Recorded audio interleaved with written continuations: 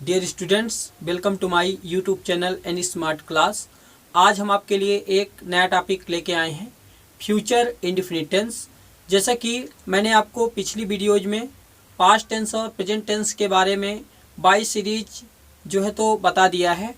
यदि आप उन टेंसेज को न देखे होंगे तो उसको मैं अपने इस वीडियो के आई बटन में डाल दूंगा और साथ में डिस्क्रिप्शन में भी लिंक दे दूंगा, सो आप वहां से उन वीडियोज को प्राप्त कर सकते हैं।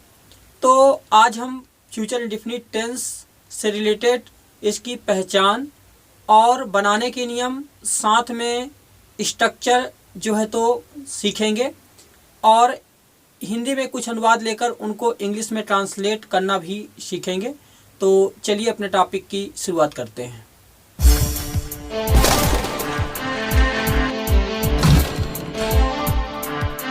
तो ये रहा आपके सामने फ्यूचर इंडेफिनिट टेंस की पहचान और बनाने के नियम। जैसे कि मैंने पहचान में राइट कराया है कि हिंदी वाक्य के अंत में गा, गे, गी आदि शब्द आए तो वह वाक्य फ्यूचर इंडेफिनिट टेंस का कहलाता है। मतलब आप ये समझिए कि यदि किसी वाक्य के अंत में गा, गे, गी ये शब्द आते हैं तो आप समझ जाइए कि वह फ्यूचर इंडेफिनिट टेंस का है। और बनाने के नियम में जैसे मैंने राइट कराया है कि आई एवं बी के साथ हेल्पिंग वर्ब शैल रखते हैं। यहाँ यदि देखा जाए तो आई भी फर्स्ट पर्सन है, आई मतलब मैं और वी मतलब हम, मतलब ये फर्स्ट पर्सन में माने जाते हैं। तो यहाँ ऐसा समझ लीजिए आप कि आई बी के साथ ऑलवेज जो है तो हेल्पिंग वर्ब शैल रखते हैं। बाकी सभी सब्जेक्ट मतलब आई बी को छोड़ करके सभी के साथ जो है तो हेल्पिंग वर्ब विल रखते हैं। मतलब आई बी को छोड़ करके यदि कोई भी सब्जेक्ट आए, चाहे नाम ही क्यों ना हो, मतलब किसी का यदि नेम भी आ रहा है तो उसके साथ हमको हेल्पिंग वर्ब विल ही लगाना पड़ेगा। मतलब आई बी को छोड़कर यदि कोई भी सब्जेक्ट आए या कि कोई भी नेम आए, सिंगुलर नेम आए या कि प्लूरल नेम आए, उसमें हम हेल्पिंग वर्ब विल का ही यूज करेंगे। इसके बाद फिर सदैव वर्ब का फर्स्ट फॉर्म रखेंगे और फिर फोर्थ नंबर में मतलब सबसे लास्ट में इसमें ऑब्जेक्ट रखा जाता है, मतलब उद्देश्य। तो आप इसको समझ लीजिए कि यदि आई बी रहेगा तो उसके साथ हेल्पिंग वर्ब शैल रखेंगे। बाकी आई बी को छोड़कर कोई भी सब्जेक्ट आते हैं, चाहे वो सिंगुलर में हो या कि प्लूरल में हो, कोई नेम हो या कि सेकंड पर्सन, थर्ड पर्सन, कुछ भी हो, तो उसके साथ हेल्पिंग वर्ब विल का यूज करेंगे। इसके बाद ऑलवेज वर्ब का फर्स्ट फॉर्म लगाएंगे और अंत में फिर ऑब्जेक्ट रखेंगे, मतलब कर्म या कि उद्देश्य। तो आप इसको समझ पाए होंगे। इसके आगे हम आपको इसका स्ट्रक्चर बताते हैं। तो ये रहे आपके सामने तीनों प्रकार के सेंटेंसेज के स्ट्रक्चर। जैसे मैंने सिंपल सेंटेंस के लिए स्ट्रक्चर राइट किया है, सब्जेक्ट, उसके बाद शैल विल, फिर वर्ब का फर्स्ट फॉर्म, फिर ऑब्जेक्ट।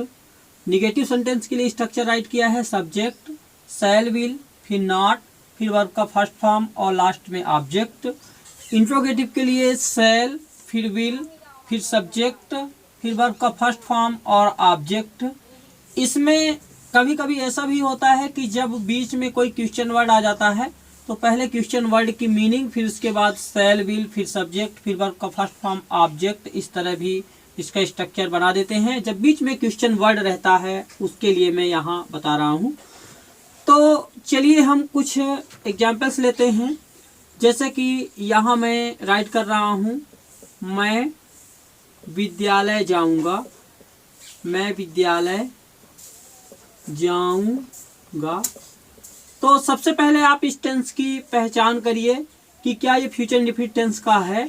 तो आप लास्ट में देखिए तो गा लगा हुआ है, तो ये फ्यूचर इंडेफिनिट टेंस का है और सिंपल सेंटेंस है क्योंकि ना तो इसमें नहीं लगा हुआ है ना तो क्वेश्चन मार्क है। तो इसका स्ट्रक्चर ये रहा, मतलब इसके थ्रू जो है तो इसको हम बनाएंगे। तो सबसे पहले हम सब्जेक्ट राइट करते हैं, तो आई। मैंने आपको बनाने के नियम में बताया था कि आई और वी रहेगा तो उसके साथ हेल्पिंग वर्ब शैल का यूज करेंगे। तो यहाँ हम शैल राइट कर देंगे। इसके बाद जो है तो वर्ब का फर्स्ट फॉर्म, तो वर्ब सबसे लास्ट में जाएंगे तो जाना, तो जाना गो मीन्स होता है तो गो। और फिर जाने के लिए जो है तो प्रीपोजिशन टू लगता है, ये हमेशा आपको पता ही होगा। जबकि मैंने अभी पिछली वीडियोज प्रीपोजिशन से ही रिलेटेड जो है तो डाली है, आप उसको जरूर देख लीजिएगा तो आपको प्रीपोजिशन भी अच्छी तरह से समझ में आ जाएगा कि इसका यूज कैसे करते हैं। तो आई शैल गो टू, और फिर ऑब्जेक्ट मतलब तो जिस पर काम किया जा रहा है, तो विद्यालय है तो यहाँ हम स्कूल राइट कर देंगे, तो स्कूल हो गया। मैं विद्यालय जाऊंगा तो I shell go to school. अब आइए इसका निगेटिव बनाते हैं, तो इसका निगेटिव हो जाएगा मैं विद्यालय नहीं जाऊंगा, मैं विद्यालय नहीं जाऊंगा, मैं विद्यालय नहीं जाऊंगा। तो इसका ट्रांसलेट हो जाएगा, सबसे पहले हम सब्जेक्ट राइट करेंगे क्योंकि निगेटिव का स्ट्रक्चर ये है। तो सबसे पहले आई और उसके बाद फिर शैल विल में से, तो मैंने बताया है कि आई और वी रहेगा तो उसके साथ ऑलवेज जो है तो शैल का यूज करेंगे, तो यहाँ हम शैल राइट कर देते हैं। फिर इसके बाद नॉट, क्योंकि निगेटिव सेंटेंस है तो नॉट मैंने राइट कर दिया। फिर वर्ब का फर्स्ट फॉर्म, तो वही लास्ट में जाएंगे तो गो और टू स्कूल ऐसे राइट कर देंगे। थोड़ा सा चेंजेस करेंगे, जैसे कि मैंने सिंपल सेंटेंस में आई शैल गो टू स्कूल राइट किया, इसमें जो है तो शैल के बाद जो है तो नॉट का यूज कर देना है, बाकी उसी तरह कंप्लीट हो जाएगा। तो I shall not go to school मतलब मैं विद्यालय नहीं जाऊंगा। अब इंट्रोगेटिव बनाते हैं, तो इंट्रोगेटिव हो जाएगा इसका, क्या मैं विद्यालय जाऊंगा, विद्यालय जाऊंगा, क्या मैं विद्यालय जाऊंगा, लास्ट में क्वेश्चन मार्क लगा देंगे। तो इंट्रोगेटिव सेंटेंस में सबसे पहले हेल्पिंग वर्ब राइट करते हैं, तो हेल्पिंग वर्ब सब्जेक्ट के अकॉर्डिंग ही राइट करेंगे।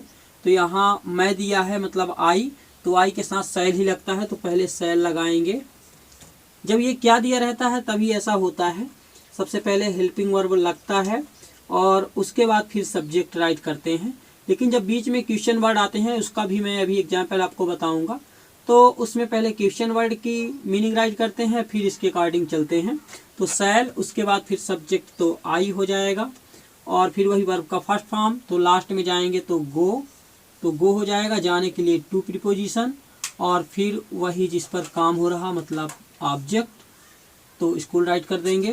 क्या मैं विद्यालय जाऊंगा, शैल आई गो टू स्कूल। इसी तरह यहाँ एक और एग्जाम्पल्स लेते हैं, माता खाना पकाएगी, माता खाना पकाएगी, तो इसका ट्रांसलेट हो जाएगा मदर, मदर। इसके बाद विल राइट करेंगे, क्योंकि मैंने आपको बताया कि आई वी को छोड़कर यदि कोई नेम भी आता है तो उसमें विल का यूज करना है, तो विल राइट कर देंगे।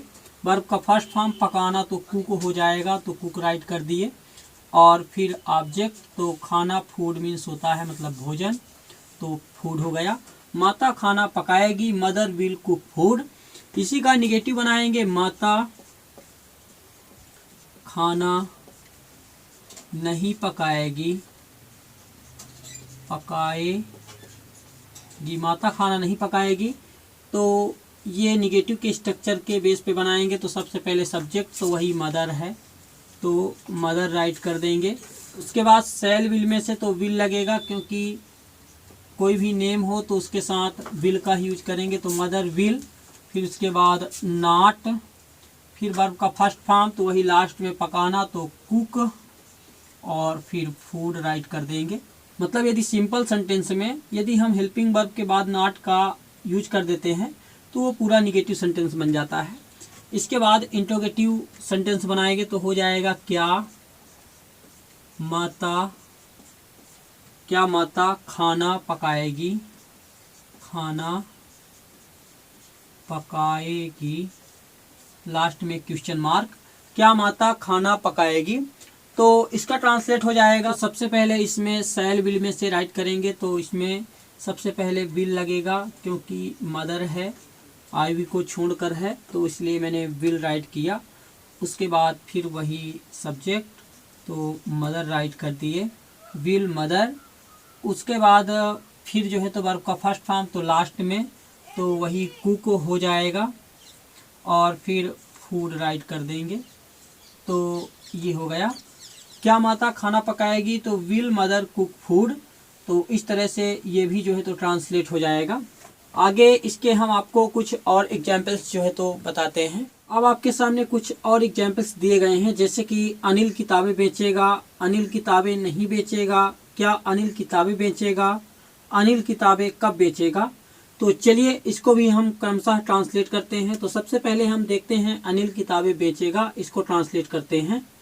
तो यहाँ देखिए ये सिंपल सेंटेंस है, तो सिंपल के बेस पे बनाएंगे इसको, इस स्ट्रक्चर के बेस पे। तो सबसे पहले सब्जेक्ट, तो अनिल यहाँ हम राइट कर देते हैं, तो अनिल हो जाएगा। उसके बाद शैल विल में से, तो ये नेम है और कोई भी नेम तो उसके साथ विल यूज करेंगे, तो विल। उसके बाद फिर वर्ब का फर्स्ट फॉर्म, तो बेचना सेल होता है, तो सेल राइट कर देंगे। फिर किताबें, किताब मतलब बुक होता है, तो यहाँ बुक लेकिन यस लगा देंगे, बुक्स हो जाएगा क्योंकि कई सारी किताबें हैं। तो अनिल विल सेल बुक्स हो जाएगा। अब यदि हम इसका निगेटिव बनाएंगे तो निगेटिव हो जाएगा अनिल और फिर विल। विल के बाद जो है तो नॉट, क्योंकि अनिल जो है तो एक नेम है और मैंने आपको बताया कि आई वी को छोड़कर कोई भी सब्जेक्ट हो या कि कोई नेम हो तो उसके साथ जो है तो विल लगाएंगे, तो अनिल विल। इसके बाद फिर नॉट, तो नॉट यूज कर देंगे। और फिर वर्ब का फर्स्ट फॉर्म, तो बेचना तो सेल, और उसके बाद फिर वही ऑब्जेक्ट, तो किताबें, तो बुक्स राइट कर देंगे। तो इस तरह से ये ट्रांसलेट हो जाएगा। इसका इंट्रोगेटिव बनाएंगे तो विल को पहले कर देंगे, विल, फिर इसके बाद अनिल, फिर नॉट नहीं लगेगा क्योंकि इंट्रोगेटिव में नॉट नहीं रहता। फिर वर्ब का फर्स्ट फॉर्म लगाएंगे, तो वर्ब का फर्स्ट फॉर्म वही शेल, और फिर बुक्स, और लास्ट में क्वेश्चन मार्क। अब इसको हम बनाएंगे तो इसमें देखिए बीच में क्वेश्चन वर्ड लगा हुआ है। तो इस तरह में सबसे पहले हेल्पिंग वर्ब राइट नहीं की जाती है, मतलब पहले क्वेश्चन वर्ड की मीनिंग राइट करते हैं, फिर इस अकॉर्डिंग जो है तो बनाते हैं। तो सबसे पहले हम कब की मीनिंग बनाते हैं, तो कब व्हेन मीन्स होता है, तो यहाँ हम व्हेन राइट कर लेंगे। उसके बाद फिर शैल विल में से, तो वही विल लगेगा क्योंकि अनिल है, अनिल के नेम के अकॉर्डिंग तो हेल्पिंग वर्ब विल लगा देंगे, तो व्हेन विल हो जाएगा। फिर अनिल राइट करेंगे, अनिल, और फिर वही वर्ब का फर्स्ट फॉर्म, तो सेल, और फिर ऑब्जेक्ट, तो वही बुक्स हो जाएगा, तो बुक्स राइट कर दिए, लास्ट में क्वेश्चन मार्क। तो अनिल किताबें कब बेचेगा, when will Anil sell books हो गया।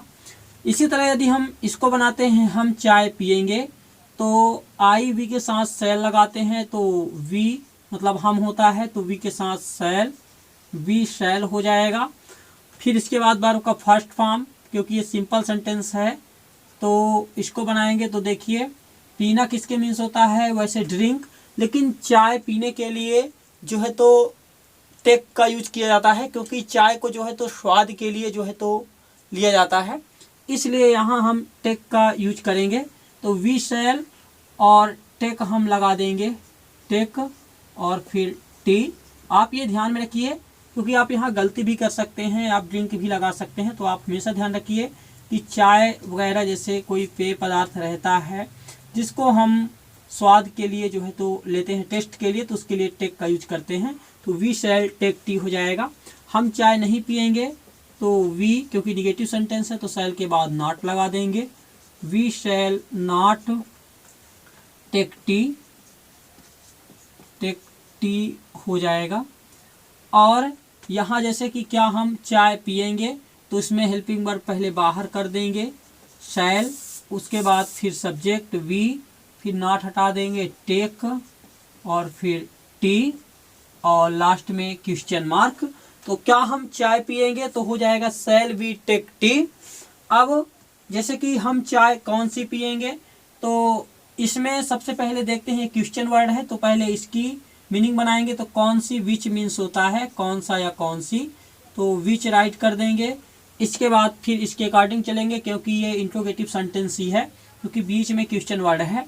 तो सेल विल, तो इसी के अकॉर्डिंग सेल विल लगेगा। तो हम बी मीन्स होता है, मतलब वी के साथ जो है तो हेल्पिंग वर्ब सेल ही लगाएंगे। तो पहले सेल राइट करेंगे, फिर जो है तो वी राइट करेंगे, तो विच, फिर उसके बाद सेल, फिर वी लगा देंगे, वी हो जाएगा। उसके बाद वर्ब का फर्स्ट फॉर्म, तो वही पीना, तो टेक, पीने के लिए, और उसके बाद जो है तो ऑब्जेक्ट, तो वही टी राइट करेंगे, लास्ट में क्वेश्चन मार्क। तो हम चाय कौन सी पियेंगे हो जाएगा विच शैल वी टेक टी। तो इस तरह से आप इनको भी ट्रांसलेट कर सकते हैं। आगे हम आपको कुछ और एग्जाम्पल्स जो है तो इसके बता रहे हैं। अब जैसे कि कुछ एग्जाम्पल्स मैंने और यहाँ लिए हैं। वह स्टेशन पर प्रतीक्षा करेगी, तो इसमें भी देखिए लास्ट में गी लगा हुआ है। मतलब जितने भी यहाँ मैंने एग्जाम्पल्स लिए हैं सबके लास्ट में आप गी पाएंगे या गा से रिलेटेड कुछ भी पाएंगे। तो मतलब फ्यूचर इंडिफिनिट टेंस के ही ये सभी सेंटेंस हैं। आप ऐसे इनकी पहचान करेंगे। लास्ट में गी लगा हुआ है, इसमें गी है, जैसे इसमें गा लगा हुआ है तो आप जानेंगे फ्यूचर इंडिफिनिट टेंस का ही है। तो चलिए इसको ट्रांसलेट करते हैं। वह स्टेशन पर प्रतीक्षा करेगी, तो वह गी से पता चल रहा लड़की है, तो वह के लिए सी लगाएंगे क्योंकि सी मीन्स वह, लड़की के लिए सी लगाते हैं तो सी हो गया। इसके बाद सेल विल में से तो वही विल लगेगा क्योंकि आई वी को छोड़कर केवल सेल लगाना है तो सी विल। फिर इसके बाद फिर वर्ब का फर्स्ट फॉर्म, तो लास्ट में जाएंगे तो प्रतीक्षा करना वेट होता है, मतलब वेट मीन्स प्रतीक्षा करना, तो वेट राइट कर दिए, सी विल वेट। और इसके बाद फिर ऑब्जेक्ट, तो ऑब्जेक्ट यहाँ स्टेशन है, लेकिन यहाँ हमको एक और वर्ड देखना है पर, जो कि एक प्रीपोजिशन वर्ड है। तो जब छोटे स्टेशन या कि छोटे गांव की बात होती है तो वहाँ एट प्रीपोजिशन का जो है तो यूज किया जाता है। तो यहाँ स्टेशन के लिए हम एट लगा देंगे, एट द स्टेशन। और यहाँ मैंने द का यूज इसलिए कर दिया क्योंकि हमको स्टेशन के बारे में जानकारी है। जहाँ हमें किसी चीज़ के बारे में जानकारी रहती है तो उसके पहले द ऑलवेज जो है तो लगता है, तो इसलिए मैंने स्टेशन के पहले द लगा दिया। तो वह स्टेशन पर प्रतीक्षा करेगी, she will wait at the station. वह स्टेशन पर प्रतीक्षा नहीं करेगी तो सी विल के बाद जो है तो नॉट लगा देंगे क्योंकि नेगेटिव सेंटेंस है, तो सी विल नॉट। फिर वही वर्ब का फर्स्ट फॉर्म वेट, फिर एट द स्टेशन, ये राइट कर देंगे, लास्ट में फुल स्टॉप। अब इसके बाद है क्या वह स्टेशन पर प्रतीक्षा करेगी। तो देखिए इंट्रोगेटिव सेंटेंस के लिए मैंने आपको बताया है कि शैल विल सबसे पहले लगाते हैं, उसके बाद सब्जेक्ट, फिर वर्ब का फर्स्ट फॉर्म, फिर ऑब्जेक्ट। और शैल विल जो लगाएंगे तो वो सब्जेक्ट के अकॉर्डिंग ही लगाएंगे। तो यहाँ वह दिया है, मैंने आपको बताया है कि आई वी के लिए जो है तो शैल, बाकी सभी सब्जेक्ट कोई भी हो, मतलब वो फर्स्ट पर्सन आई वी के लिए जो है तो हम शैल का यूज, बाकी सभी के साथ जो है तो चाहे वो सेकंड में हो या कि थर्ड पर्सन में, सभी के साथ विल। तो यहाँ वह दिया है तो इसके लिए मैं विल फिर से राइट कर दूंगा। यहाँ सबसे पहले विल, फिर उसके बाद सी, फिर वही वर्ब का फर्स्ट फॉर्म, तो वेट राइट कर देंगे वर्ब का फर्स्ट फॉर्म। फिर इसके बाद ऑब्जेक्ट, तो ऑब्जेक्ट वही है स्टेशन पर, तो एट द स्टेशन हो जाएगा। तो इस तरह से इसको हम ट्रांसलेट कर देंगे। क्या वह स्टेशन पर प्रतीक्षा करेगी, will she wait at the station. अब यहाँ जैसे हम और कुछ एग्जाम्पल्स लिए हैं, विनय अंग्रेजी सीखेगा, तो ये भी अफर्मेटिव सेंटेंस है या किसी को सिंपल सेंटेंस कहते हैं। तो इसको अफर्मेटिव के स्ट्रक्चर के बेस पे बनाएंगे तो विनय। इसके बाद इसमें भी विल लगेगा क्योंकि आई वी नहीं है, तो विनय विल। फिर वर्ब का फर्स्ट फॉर्म, तो सीखना, तो सीखना लर्न मीन्स होता है, तो यहाँ लर्न राइट कर देंगे। और यहाँ फिर अंग्रेजी दिया है तो इंग्लिश राइट कर दिए। तो यहाँ हो गया विनय अंग्रेजी सीखेगा, विनय विल लर्न इंग्लिश। इसी का यदि हम निगेटिव सेंटेंस बनाते हैं तो हो जाएगा विनय विल नॉट। उसके बाद वर्ब का फर्स्ट फॉर्म वही लर्न, तो लर्न राइट कर देंगे। और फिर इंग्लिश, तो इंग्लिश राइट कर दिए, लास्ट में फुल स्टॉप। फिर इसके बाद इसको ट्रांसलेट करेंगे, क्या विनय अंग्रेजी सीखेगा। सॉरी, आप यहाँ क्वेश्चन मार्क जो है तो लगा लीजिए क्योंकि ये इंट्रोगेटिव सेंटेंस है।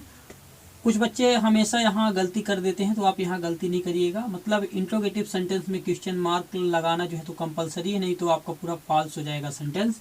तो क्या विनय अंग्रेजी सीखेगा, तो मैंने क्वेश्चन मार्क लगा दिया।